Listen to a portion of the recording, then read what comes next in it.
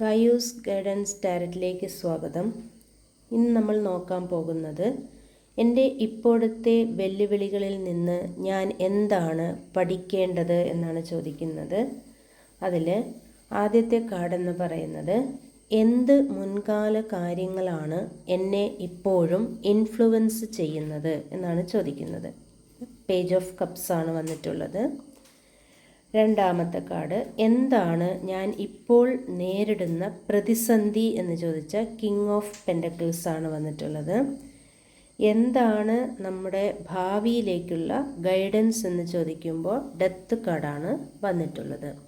അപ്പോൾ ഇതെങ്ങനെയാണ് നമുക്ക് നോക്കാം, എന്താണ് ഇവിടെ സംഭവിക്കുന്നത് നോക്കാം.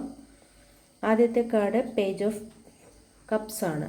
പേജ് ഓഫ് കപ്സ് എന്ന് പറയുന്നത് ഇപ്പോൾ, അതായത് മുൻകാല കാര്യങ്ങൾ എന്താണ് നമ്മളെ ഇപ്പോഴും ഇൻഫ്ലുവൻസ് ചെയ്യുന്നത് എന്നാണ് ചോദിക്കുന്നത്.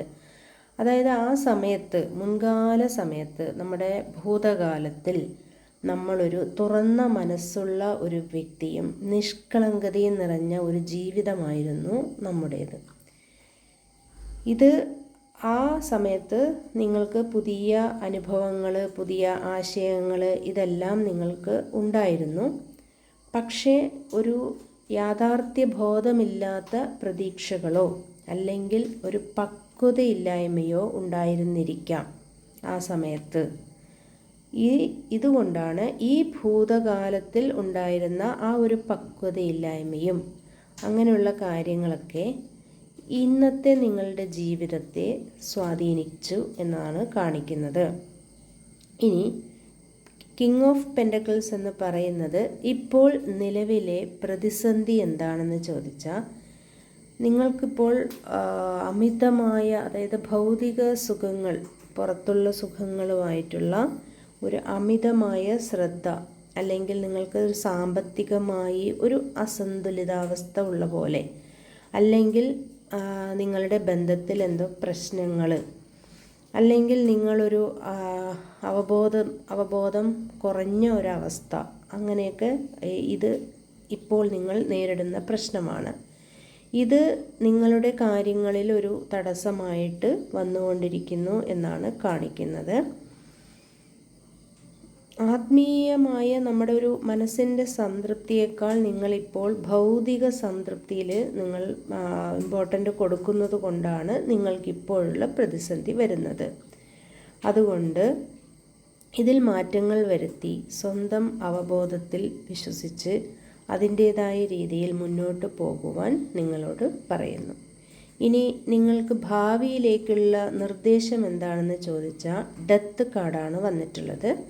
ഈ ഡെത്ത് കാർഡ് എന്ന് പറയുന്നത് നമ്മൾക്ക് ഇതുവരെയുള്ള ഒരു അനുഭവം അവിടെ അത് പരിസമാപ്തിയായി ഇനി പുതിയൊരു മാറ്റത്തിലേക്ക് നമ്മൾ വരണമെന്നാണ് ഇത് കാണിക്കുന്നത്.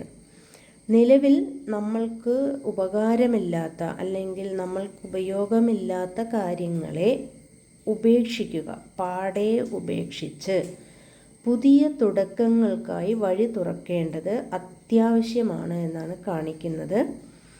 ഇത് ഡെത്ത് എന്ന് പറയുന്നത് ഒരു ശരിക്കും പറയാൻ നമ്മൾ മരണം എന്നാണെങ്കിൽ പോലും നമ്മുടെ ഇതുവരെയുള്ള ചീത്ത കാര്യങ്ങൾ അല്ലെങ്കിൽ നമ്മൾക്ക് ഉപയോഗമില്ലാത്ത കാര്യങ്ങളെ അവിടെ സ്റ്റോപ്പ് ചെയ്യുക, എന്നിട്ടൊരു പുതിയ വഴി തുറന്നു വിട്ട് പുതിയ ആശയങ്ങളും പുതിയ രീതികളുമായി മുന്നോട്ട് പോവുക. അതൊരു വളർച്ചയിലേക്കോ അല്ലെങ്കിൽ നമ്മുടെ ഒരു ജീവിതത്തിൽ നടക്കുന്ന ഒരു മാറ്റമായി കണ്ടാൽ മതി. നിലവിലെ പ്രതിസന്ധിയിൽ നിന്ന് പുറത്തു വരാൻ നിലവിലുള്ള നിങ്ങളുടെ ആശയങ്ങളിൽ ഉറച്ചു നിൽക്കാതെ ഒരു മാറ്റത്തിന് വിധേയമാകേണ്ടത് അത്യാവശ്യമാണ് എന്നാണ് കാണിക്കുന്നത്. ഈ മാറ്റം നിങ്ങൾക്ക് ഒരു സംതൃപ്തമായ ഒരു ജീവിതത്തിലേക്ക് നയിക്കുമെന്നാണ് പറയുന്നത്. ഈ കാർഡുകൾ നിങ്ങളുടെ ജീവിതത്തിലെ ഒരു നിർണായകമായ ഘട്ടത്തെയാണ് അടയാളപ്പെടുത്തുന്നത്. അതായത് നിങ്ങൾ ഭൂതകാലത്തിൽ നിങ്ങളുടെ വൈകാരികമായ അല്ലെങ്കിൽ നിങ്ങളുടെ ഒരു പക്വതയില്ലായ്മയും അങ്ങനെയുള്ള കാര്യങ്ങൾ അങ്ങനെ സംഭവിച്ചത് കൊണ്ട് നിലവിലെ വെല്ലുവിളികളെ നേരിടാൻ അത് നിങ്ങളെ സഹായിക്കും. മാറ്റത്തെ നമ്മൾ ഭയക്കരുത്, അതിനെ സ്വീകരിച്ച് നല്ല രീതിയിൽ മുന്നോട്ട് കൊണ്ടുപോവുക. പഴയത് അവസാനിക്കുമ്പോൾ പുതിയതും മികച്ചതുമായൊരു ജീവിതം നിങ്ങളെ കാത്തിരിക്കുന്നു എന്നാണ് കാണിക്കുന്നത്.